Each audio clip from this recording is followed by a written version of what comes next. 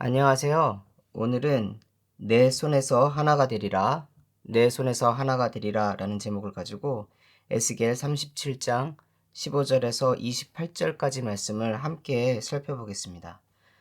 오늘 본문 말씀을 읽으며 저는 우리가 어린 시절부터 자주 불렀던 동요가 생각나는데요. 우리의 소원은 통일이라는 곡입니다. 이 곡이 언제 만들어졌는가 한번 제가 찾아봤어요. 1947년 3.1절을 기념해서 만든 곡이었습니다. 1947년 이 곡이 나왔을 때의 제목은 우리의 소원은 독립이었습니다. 저희가 1945년에 광복을 맞았는데요. 1945년 8월에서 1947년 3월까지니까 약 1년 6개월 동안 독립이 됐음에도 불구하고 사람들 마음에는 여전히 독립이 필요하다라는 생각과 그 누구도 의심할 수 없는 완전한 자유에 대한 열망이 있었던 것 같아요. 네, 이 곡이 1948년에 우리에게 익숙한 우리의 소원은 통일이라는 걸로 가사가 바뀐 것은 1948년에 본격적으로 남과 북이 이제 분단이 이루어졌기 때문에 이렇게 됐었는데요. 오늘 에스겔 37장이죠. 어제는 마른 뼈의 환상을 보고 오늘은 막대기 두 개를 이제 이어서 하나로 연결시키는 이 예언인데, 제가 왜 우리의 소원은 통일이라는 곡을 얘기했냐면 이 메시지 흐름이 이와 비슷하다. 오늘 37장 말씀이 이 곡과 왠지 비슷하다라는 생각이 들었기 때문에 그렇습니다. 바벨론의 포로로 와 있던 사람들에게 간절히 바라는 소원이 있다면 그것은 나라가 다시 살아나는 것이었습니다. 망했다라는 것. 그러니까 죽은 나라가 다시 살아나서 독립을 이룰 수 있다라는 것. 이것이 그들이 갖고 싶은 간절한 소망이었습니다. 우리의 소원은 독립이다라는 거죠. 근데 자신들 힘으로는 그것을 할 수가 없어요. 그래서 메마른 뼈와 같다. 우리는 아무것도 할 수 있는 힘이 없다. 그러니까 꿈을 꾸는데 이루어지지 못할 꿈을 꾼다라는 건 매우 슬프잖아요. 근데 슬픈데 그것을 소원하는 거예요. 근데 하나님께서는 어제 메마른 뼈의 그 환상을 보여주면서 마른 뼈들은 살아날 수가 없지만 하나님이라면 그것을 할 수 있다라는 것을 말씀하셨고, 무덤에서 일어나 이스라엘 땅으로 갈 것이다. 왜? 내가 너희들의 하나님이니까 약속을 하십니다. 오늘 두 번째 그 메시지는 뭘로 이어지냐면 간절히 바라는 소원이 하나 더 있다라는 거예요. 그것은 독립이 되어서 다시 이스라엘로 갈 때에 과거에 남유다 북이스라엘로 분단이 되어 있었던 것이 하나로 연결이 되어서 가고 싶다라는 거죠. 하나가 되고 싶다. 근데 이것 역시 사람들이 생각할 때는 이루어질 수 없는 꿈이었습니다. 너무 오랫동안 나눠져 있었고요. 서로 간에 미움도 있고요. 오해도 있고요. 근데 이것은 사람의 힘으로 할 수 있는 것이 아니라 무엇이냐면 하나님께서 하신다라는 거죠. 16절하고 17절 말씀인데요. 인자야, 너는 막대기 하나를 가져다가 그 위에 유다와 그 짝 이스라엘 자손이라 쓰고 또 다른 막대기 하나를 가지고 그 위에 에브라임 막대기 곧 요셉과 그 짝 이스라엘 온 족속이라 쓰고 그 막대기를 서로 합하여 하나가 되게 하라. 내 손에서 둘이 하나가 되리라. 여러분, 막대기 두 개를 이렇게 이어 붙인다고 그게 붙나요? 붙지 않죠. 우린 뭐 스카치 테이프나 뭐 끈으로 잠깐 봉할 수는 있지만 바람 불면 아니면 또 조금만 힘만 주면 이게 다시 그냥 분리가 될 거예요.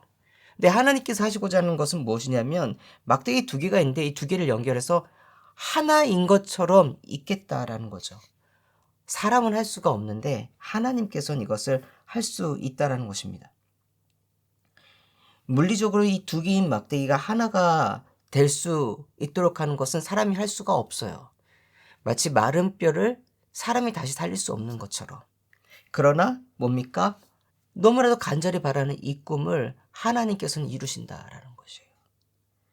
그래서 이 하나의 왕이 다스리는, 과거에는 악한 목자들과 살찐 양들에 의해서 힘들었던 그 하나님의 약한 백성들을 다시금 강한 군대로 세우시고 그 군대를 이끌 아주 훌륭한 다윗과 같은 지도자를 보내신다라고 하나님께서는 약속하십니다.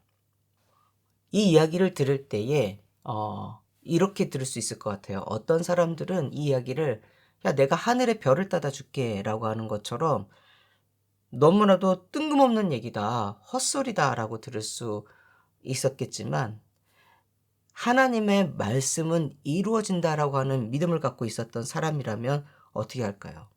그 약속 안에서, 즉 하나님이 하신 그 말씀 안에서 꿈을 꾸기 때문에 그 꿈이 이루어지는 것을 볼 것입니다. 아브라함을 향하여 하나님께서 땅을 주겠다, 민족을 이루시겠다, 복의 근원이 되겠다라고 약속할 때에 그것은 우리가 볼 때에는 미래형입니다.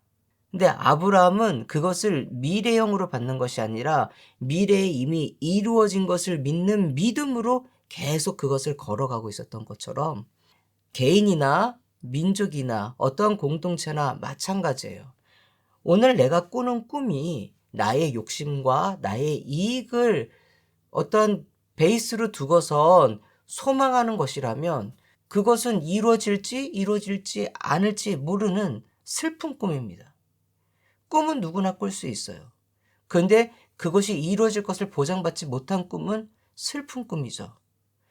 그러나 꿈을 꾸는데 그것이 이루어진 것을 내가 경험하겠다라고 믿으면서 가는 그 꿈은 평안합니다.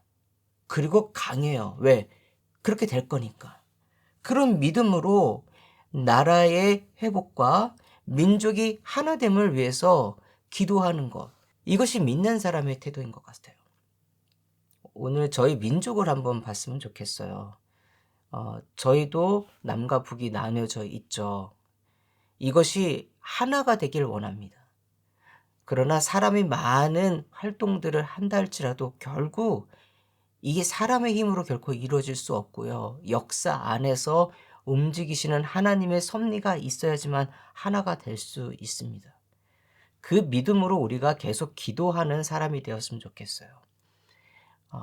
과거보다 이 통일, 우리가 하나 되는 거에 대해서 기도함이 많이 줄어든 시대를 살고 있지만 여전히 우리에게는 민족이 하나 되고 그리고 민족과 민족이, 지역과 지역이 있는 갈등들이 하나가 될 수 있는 거. 근데 이게 사람의 힘으로 되는 것이 아니라 우리가 하나님의 말씀이라고 하는 그 기준 안에 같은 꿈을 꿀 때에 하나님이 약속하신 것이 이루어질 것이라고 하는 소망함 가운데에 오늘의 우리의 삶을 살아갈 때에 그것이 이루어질 것입니다.